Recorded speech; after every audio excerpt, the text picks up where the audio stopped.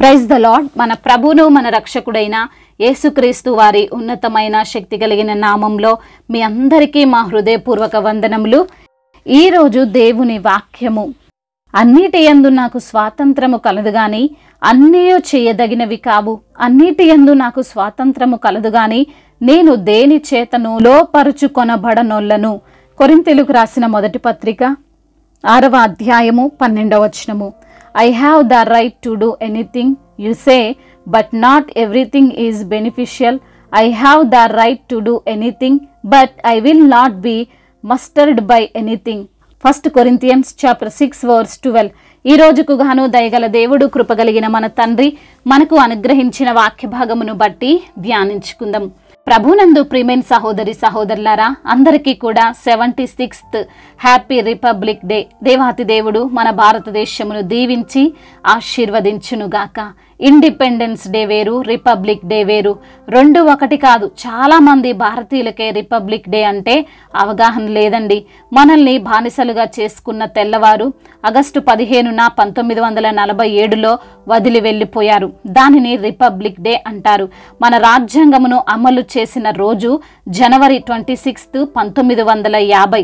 ఈ రోజున తక్కువ కులము, స్వల్ప కులము అనబడిన వారు అందరితో కలిసి సమానంగా కూర్చోనగలుగుతున్నారు, ఉద్యోగములు చేసుకోనగలుగుతున్నారు అంటే అది రాజ్యాంగం ఇచ్చినటువంటి వెసులుబాటు. ఈ రోజున మనం కూడా దేవుని సువార్తను ప్రకటించగలుగుతున్నామంటే అది ఆర్టికల్ 25, 26, 27 వీటిని బట్టి భారతదేశంలో ఎప్పుడైనా ఎక్కడైనా స్వేచ్ఛగా మనము దేవుని సువార్తను చెప్పుకునే హక్కు లేదా పర్మిషన్ కలిగి ఉన్నాము. రాజ్యాంగ రూపకర్త అయినటువంటి డాక్టర్ బిఆర్ అంబేద్కర్ గారు ఈ యొక్క హక్కులను అందరూ పొందుకోవడంలో చాలా పాత్ర పోషించారు. ఎందుకండి ఇవన్నీ మాట్లాడుకుంటున్నామంటే ఈ రోజుకు ఉన్న ప్రత్యేకతలో మనకి కూడా అనుబంధం ఖచ్చితంగా ఉంది అని చెప్పవచ్చు. అపోస్తుడైనటువంటి పౌలు గారు అంటున్నాడు, నేను అన్నిటి యందు స్వాతంత్రమును కలిగి ఉన్నాను, కానీ అన్నీ చేయదగినవి కాదు. అంత మాత్రమే కాదు, ఇంకొక మాట అంటున్నాడు, నేను స్వాతంత్రము కలదని దేని చేత లోబరచబడనొల్లను అని. దీని అర్థము మనము గ్రహించడానికి ప్రయత్నం చేద్దాం.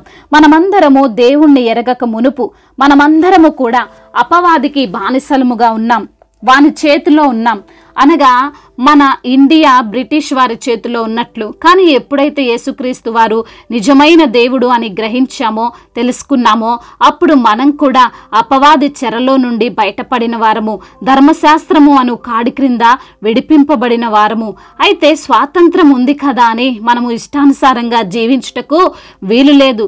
క్రీస్తు ధర్మశాస్త్రము అను కాడి క్రింద నుండి విడిపించాడంటే మనల్ని పాపములో జీవించమని కాదు, మనకు క్రీస్తు నందు అనుగ్రహింపబడిన స్వాతంత్రమును దుర్వినియోగపరచుకోవడానికి కాదు. యూదులు అనేక రకాలైన రూల్స్ మధ్య జీవించారు. విశ్రాంతి దినమున ఏ పని చేయకూడదు, అపవిత్రము అని చెప్పి ఊరి నుండి వెలివేయడం, రాళ్లతో కొట్టి చంపడం, ఇలా కఠినమైన శిక్షలు కూడా వారు కలిగి ఉన్నారు. మనము లేఖనముల్లో గ్రహించవచ్చు, అపవాదికి ఉన్న బలము ధర్మశాస్త్రమే అని. ఆ ధర్మశాస్త్రమును చూపించి అపవాది అనేక మందిని చెరపట్టాడు. ఇక మీ జీవితం ఇంతే, మీరిక ఎన్నటికీ పవిత్రులు కాలేరు, ఎన్నటికీ పాపము నుండి విడుదల పొందలేరు అని. కానీ యేసుక్రీస్తు వారు ఆయన కలువరి శిలువలో మరణించి ఆయన రక్తమును కార్చి మనలను పరిశుద్ధులుగా చేసి 3వ నాడు తిరిగి లేచి మనకు ఉన్న భయాల నుండి, ధర్మశాస్త్రము అనే కాడి నుండి స్వాతంత్రమును, స్వేచ్ఛను ఇచ్చాడు. అయితే ఈ స్వేచ్ఛను కొంతమంది విశ్వాసులు వారి ఇష్టానికి వాడుకుంటున్నారు.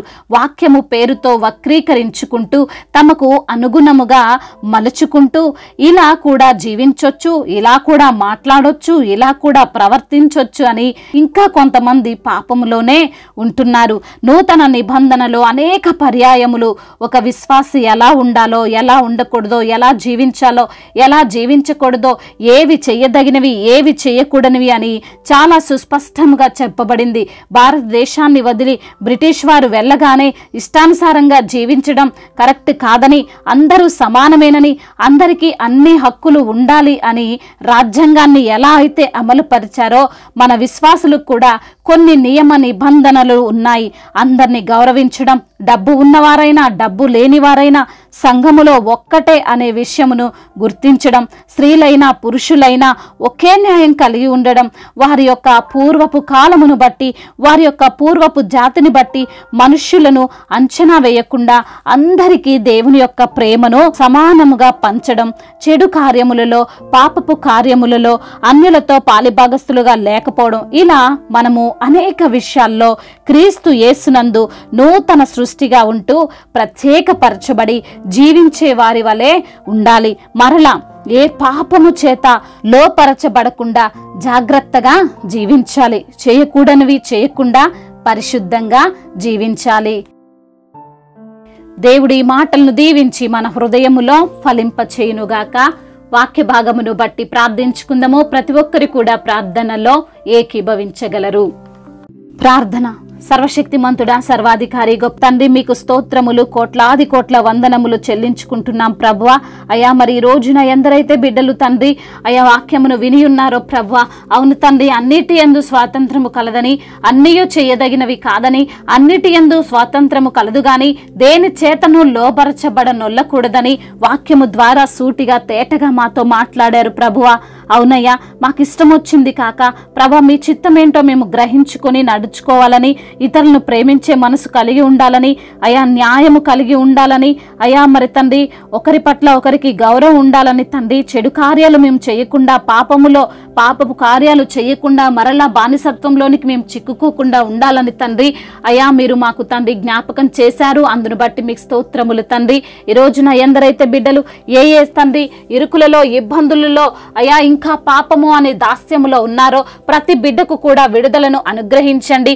మీ యొక్క కృప, మీ యొక్క కనికరము, మీ యొక్క కటాక్షము, మీ దయగల హస్తము ప్రతి బిడ్డకు తోడుగా ఉంచి వారిని మీరే ధైర్యపరిచి సరైన మార్గములో తండ్రి బిడ్డలను నడిపింపమని బ్రతిమిలాడుకుంటున్నాం.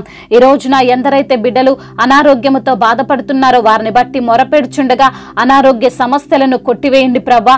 ఆర్థికంగా బిడ్డలను మీరు బలపరచండి ప్రభా. అప్పుల సమస్యలో నుండి విడుదలను అనుగ్రహించండి తండ్రి. అప్పు తీసుకునే వారిగా కాదు గాని అప్పు ఇచ్చే బిడ్డలుగా వారిని ఆశీర్వదించండి. తలగా ఉంచుతాను గాని తోకగా ఉంచునన్న వాగ్దానము వారి పట్ల మీరు నెరవేర్చమని వేడుకుంటున్నాం తండ్రి. అదే విధంగా ఎందరైతే బిడ్డలు ఈ రోజున కుటుంబ సమస్యలతో, కుటుంబ కలహాలతో నలిగిపోతున్నారో వారిని బట్టి వేడుకొంచుండగా తండ్రి భార్యాభర్తల మధ్య ఉన్న విభేదాలను కొట్టివేయండి. అయా అన్యోన్య దాంపత్యము గల వారిగా వారిని మీరు ఆశీర్వదించండి. ఒకరినొకరు అర్థం చేసుకొని జీవించుటకు కృపను అనుగ్రహించండి. చిన్న బిడ్డలందరినీ మీరు కాచి కాపాడండి. యవన బిడ్డలందరికీ కూడా మీరు తోడుగా ఉండండి. యవన వయసులో మీ కాడిని మోసేటువంటి కృపను దయచేయమని బ్రతిమిలాడుకుంటున్నాం తండ్రి. అదేవిధంగా ఎందరైతే బిడ్డలు ఈ రోజున దుఃఖములో ఉన్నారో వారి యొక్క దుఃఖమును కొట్టివేసి ఆనందంగా మార్చండి. ఉద్యోగ సమస్యల నిమిత్తం మొరపెడుతుండగా మంచి ఉద్యోగాన్ని బిడ్డలకు మీరు అనుగ్రహించండి. ఏ పని లేక ప్రభా బిడ్డలు ఉంటుండగా మంచి పనిని వారికి కల్పించమని బ్రతిమిలాడుకుంటున్నాం తండ్రి.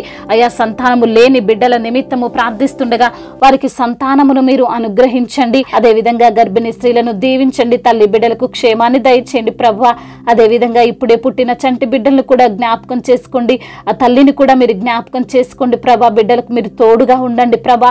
ఎటువంటి అనారోగ్యము అయా బిడ్డల దరికి రాకుండా మీరే వారిని కాచి కాపాడండి నా ప్రభా. అయా వ్యవసాయం చేసుకునే రైతులను మీరు దీవించండి నా ప్రభువా తండ్రి. వారి యొక్క పంటను తండ్రి సమృద్ధిగా తండ్రి అయా పండుటకు కృపను అనుగ్రహించమని బ్రతిమిలాడుకుంటున్నాము. బిజినెస్ చేస్తున్న వారిని దీవించండి. అయా వారి యొక్క కష్టార్జితాన్ని మీరు ఆశీర్వదించమని బ్రతిమిలాడుకుంటున్నాం ప్రభువా.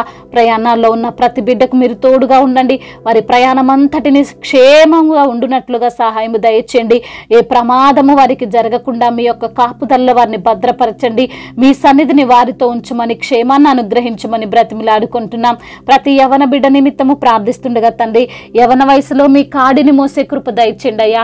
మరి తండ్రి గేమ్స్ ఎడిక్షన్తో, మరి అదేవిధంగా తండ్రి డ్రింక్స్ ఎడిక్షన్స్తో బిడ్డలు ఉంటుండగా ప్రభా మీరే సహాయం చేయండి ప్రభా.